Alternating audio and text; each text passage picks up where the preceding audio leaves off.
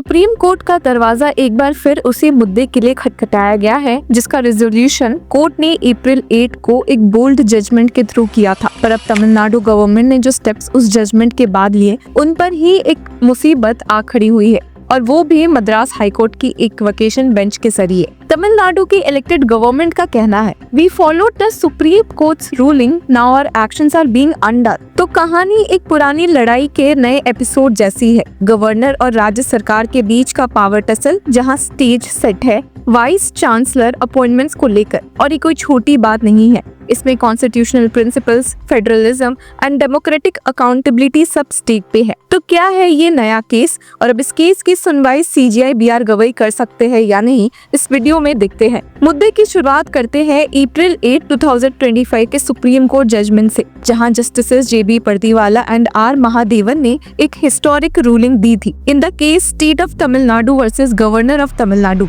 Judgement में court ने governor RN Ravi को शार्पली क्रिटिसाइज किया था for sitting on bills passed by the state assembly and resending them for presidential assent. Court ने clear कहा था कि the governor cannot withhold assent indefinitely or reserve bills for the president in routine fashion. Doing so violates the constitutional scheme. इस judgement में supreme court ने एक bold step लेते हुए आर्टिकल 142 इन्वोक किया और कहा कि गवर्नर RN रवि ने जो बिल्स पेंडिंग रखे हुए थे उनको अब डीम्ड एसेंट माना जाएगा, यानी चाहे गवर्नर ने साइन किया हो या नहीं, उन बिल्स को पास्ड माना जाएगा। आर्टिकल 142 कॉन्स्टिट्यूशन का वो स्पेशल प्रोविजन है जो सुप्रीम कोर्ट को ये पावर देता है कि अगर किसी मैटर में जस्टिस डिलीवर करने के लिए लॉ या प्रोसीजर इनसफिशिएंट हो तो कोर्ट कंप्लीट जस्टिस इंश्योर करने के लिए डायरेक्ट ऑर्डर्स दे सकता है। अब इस जजमेंट के बाद तमिलनाडु गवर्नमेंट ने तुरंत काम किया। गवर्नर के डिले से परेशान स्टेट असेंबली ने कुछ क्रूशियल बिल्स वापस पास किए, इंक्लूडिंग 9 यूनिवर्सिटी लॉज, जिनका पर्पस था गवर्नर के हाथ से वाइस चांसलर अपॉइंट करने का पावर लेना और उसे स्टेट गवर्नमेंट के पास ट्रांसफर करना। लेकिन अप्रैल की विक्ट्री ज्यादा देर नहीं टिक पाई।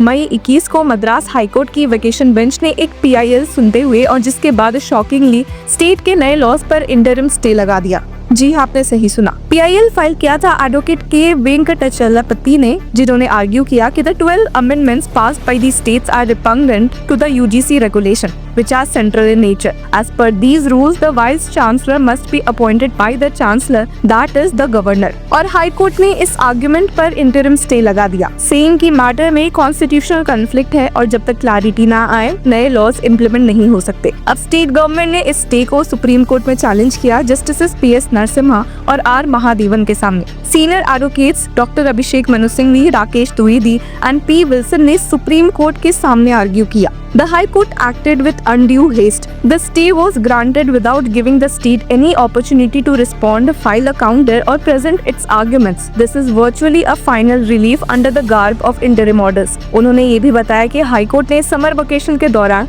मैटर को लिया, जबकि अर्जेंसी जस्टिफाई नहीं थी। कोर्ट की नोटिफिकेशन के मुताबिक वेकेशन बेंचेस सिर्फ वेरी अर्जेंट मैटर्स ही सुन सकती है। और सबसे शॉकिंग बात, स्टेट गवर्नमेंट ने ये भी क्लेम किया कि जो गजट नोटिफिकेशन PIL में दिखाई गई थी वो फोर्स्ड थी। स्टेट ने CBCID इंक्वायरी की डिमांड भी की तो investigate how such a document entered the court record. अब जब सुप्रीम कोर्ट में ये मैटर आया तो solicitor general Tushar Mehta on behalf of UGC ने अपोज किया कि स्टेट साइमल्टेनियसली हाई कोर्ट और सुप्रीम कोर्ट दोनों से रिलीफ क्यों मांग रहा है। उन्होंने कहा कि you can not seek transfer of the case to the top court and simultaneously push for orders from the High Court.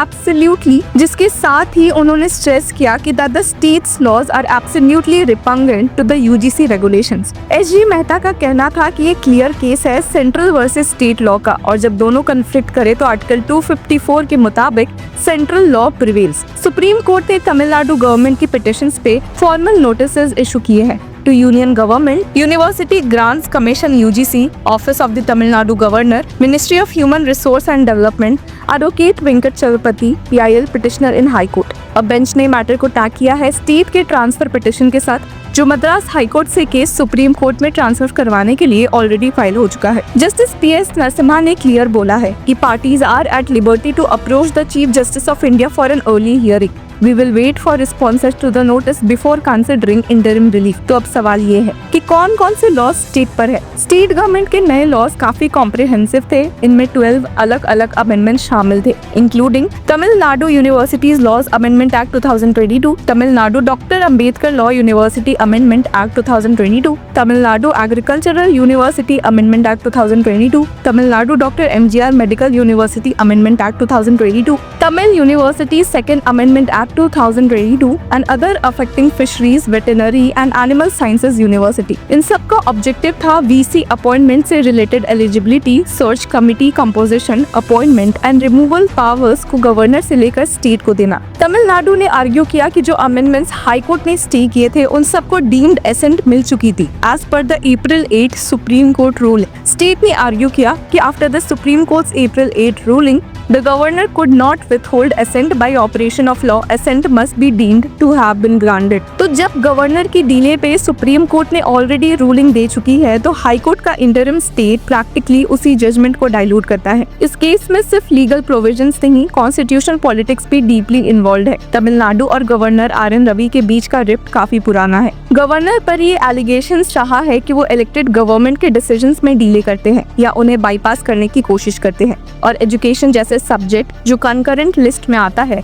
उस पे स्टेट गवर्नमेंट चाहती है ज्यादा से, लेकिन यूजीसी जैसे सेंट्रल बॉडीज का इंटरफेरेंस कभी कभी कॉन्स्टिट्यूशनल टेंशन बढ़ा देता है। अब तमिलनाडु ने अपने पिटीशन में state of West Bengal versus CPDR 2010 और बाद के केसेस का रेफरेंस दिया है, जहां सुप्रीम कोर्ट ने बोला था there is always a strong presumption in favour of the constitutionality of statutes enacted by a legislature. Interim relief should be granted with caution. तो हाई कोर्ट का स्टे बिना डिटेल्ड हियरिंग के constitutional principle के against गया, ये तमिलनाडु का कहना है। पर अब आगे क्या? अब सुप्रीम कोर्ट में दो चीजें साइमल्टेनियसली चल रही है। पहला, स्टेट का appeal against the high court stay. दूसरा, transfer petition to shift all related matters from Madras high court to supreme court. Bench ने इंटरिम रिलीफ पर कोई डिसीजन नहीं दिया, लेकिन बोला है कि अर्ली लिस्टिंग के लिए सीजीआई के सामने अप्रोच कर सकते हैं। कोर्ट रूम ड्रामा यानी कि अभी भी जिंदा है। अब जो इशू अप्रैल में गवर्नर वर्सेस स्टेट फॉर्म में सामने आया था वो जुलाई में वापस उसी कोर्ट के सामने आया, नए कंटेक्स्ट में खड़ा हुआ है।